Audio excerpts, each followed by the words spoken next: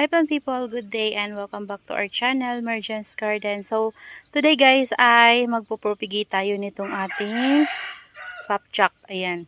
Ito yung ating variegated flapjack. Tapos meron din tayong Indonesian flapjack. So, yung Indonesian flapjack ko guys ay hindi ko pa pinopropagate. So, hindi pa siya nagkakaroon ng baby. And hindi ko pa siya kinakat. Yan kasi nag-iisa lang din siya guys. Meron pala ako niyan isa kasi yung isa ko dati namatay. Tapos yung pinakatap nun nabuhay. Na-save ko yung pinakatap. So sa ngayon guys ay ipopropagate natin tong ating variegated flap. Tatanggalin natin itong mga babies niya guys para maitanim natin sa separate pot. Para mas lumaki siya guys kagaya nung mother na yun. Ayan. So, yung iba nito na nandito, eto na sila guys. So, yan o, mga pinagtatanim ko. Pinatong-patong ko lang. And then, yung iba ay, saan na ba yun? Andito. Ayan, sa gilid na yan guys. Tapos, ayun yung isa. So, ganun yung gagawin natin ngayon. Itatanim natin sila sa separate pot para mas lumaki sila guys. So, ganito lang yung ginagawa ko sa ating flapjack. Ito yung namulaklak dati guys, tas kinat ko siya, tas nagkaroon siya ng mga baby. So hinayaan ko siya hanggang sa lumaki. Yung naunang lumaki, yun yung mga kinuha natin. Yan. Tas ngayon, ito tatanggalin natin para maipropagate. Yan, babaliin nyo lang yan guys. So, ayan. Tamang-tama na to guys para makuha natin sila, para maitanim natin sa separate pot. At para mas maparami yung inyong variegated flapjack. So, ayan. Baliin nyo lang yan, guys. Ayan. O, diba? Mayroon na tayong 2. Tapos, ito.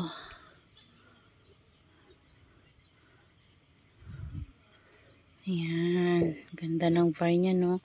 Gustong-gusto nila sa mainit na area.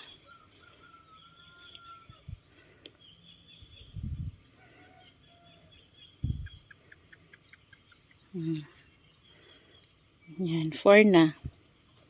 Tapos, dito. Baliin lang natin. Yan, 5. Meron siyang tumubo dito sa mother niya, guys. Diyan sa pinakapuno. Ayan, ito siya. Tapos, meron pang mga baby sa ilalim. So, ito, hayaan na muna natin to kasi yung mga babies na yan, guys, na mga hindi lumalaki, lalaki yan kasi tinanggal natin yung nandito sa top. Ayan. So, mayroon tayong 5 pieces na nakuha na babies galing sa kanya guys. Ayan. Tatanim natin to sa panibagong pot. Separate natin para kapag lumaki sila guys, magiging ganito din siya. At ayan siya kapag stress. At alam nyo ba guys, before, hirap na hirap akong buhayin itong ating mga flapjack na to kasi palagi silang lapitin sa akin ng fungus. Lagi yan guys, may mga dot-dot na itim. Hanggang sa hindi ko siya tinigilan, nabuhay ko siya guys. Tapos, ang ginawa ko sa kanya guys ay lagi ko siyang dinidiligan ng fungicide. So, tango yung gamit ko sa kanya. Kasi before, kahit ini-sprayan ko siya guys ng Detain. Kasi yung Detain, diba, ini-spray lang yun sa mga leaves ng ating mga succulents. So, yung tango kasi dinidilig yun sa kanila guys. So, mas effective pala gamitin yung tango sa kanila. Kasi, hanggang ngayon nabuhay ko sila guys. So, eto ngayon, hindi ko na sila laging dinidilig ng tango. Yan, bibihira na guys. Kapag nag-spray ako dito, yan, nag-spray ako, nagdilig ako sa kanila ng fungicide. Lagi ko tong sinasama talaga. Hindi ko to kinakalimutan. So, halos lahat sila guys ay ini-spray ko and dinidilig ko.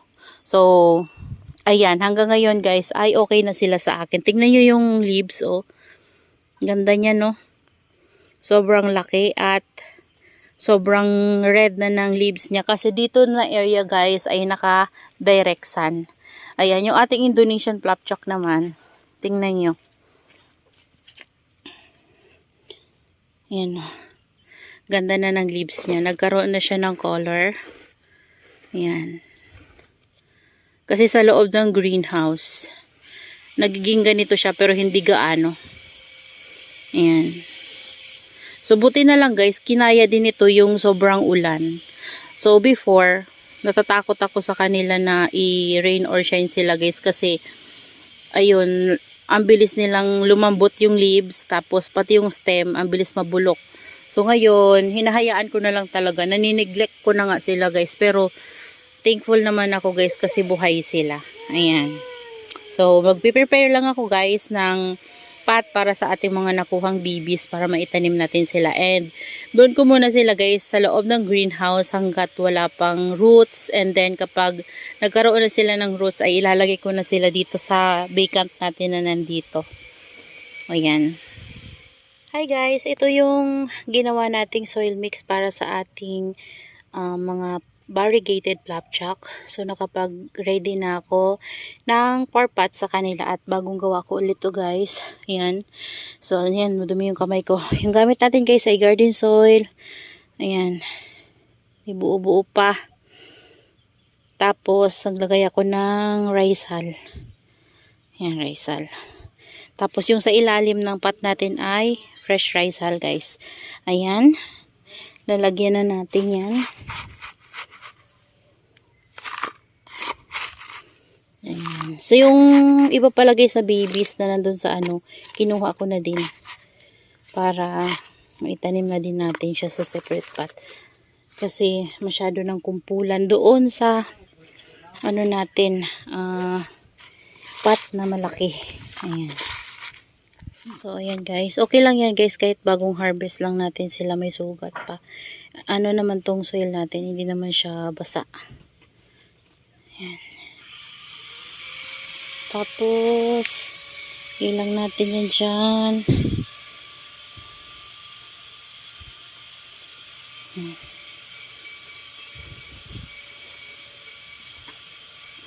Or kaya guys, ilagay ko na to doon sa area na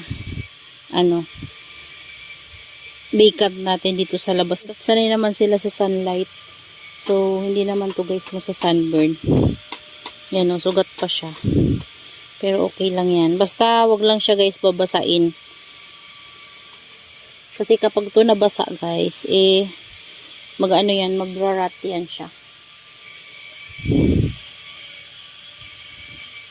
Yan, tusok lang ganyan. Tapos, okay na yan siya guys.